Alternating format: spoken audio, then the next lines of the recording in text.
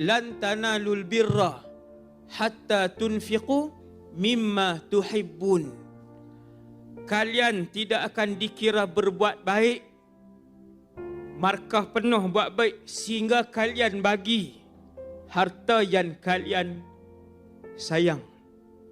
Yang kalian sayang.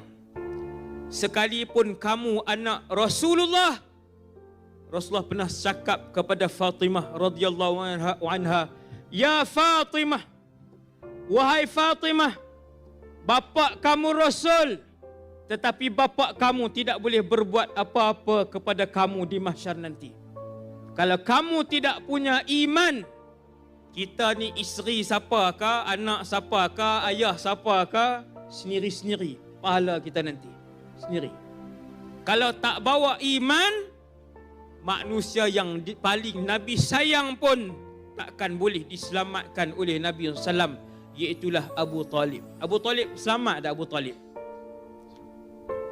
Abu Talib neraka ke syurga? Neraka. Nabi sayang ke Nabi benci? Nabi sangat sayang Abu Talib. Sangat sayang. Menitis-nitis air mata Rasulullah di hari kematian Abu Talib. Basah jenggot Nabi di hari kematian Abu Talib. Tetapi Abu Talib ahli neraka. Sebab tu Nabi peringat Sayyidatina Fatimah, wahai Fatimah, ayah kamu ini tak boleh nak selamatkan kamu, tarik tangan kamu kalau kamu tak punya iman. Tuan-tuan, malam ni saya nak sebut, pakat cari ibadat yang boleh menyelamatkan kita daripada neraka. Nabi sebut, ittaqun nar walau bisyiqqi tamrah. Lindung diri kamu dengan bersedekah walaupun separuh buah kurma. Separuh.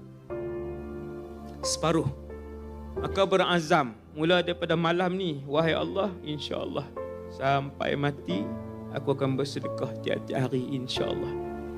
Siapa pandai sikit perbankan internet, buat auto debit sehari RM1. Pergi ke masjid mana-mana, pergi ke sekolah mana-mana, hari kematian dia, esok orang tak dan urus lagi, duit masuk. Orang tak dan urus akaun bank, sibuk menguruskan jenazah kematian kan, duit masuk, masih masuk sampai hari kematian. Kena berseni untuk mendapat redha Allah. Mesti berseni, mesti fikir, mesti duduk dan buat khitah.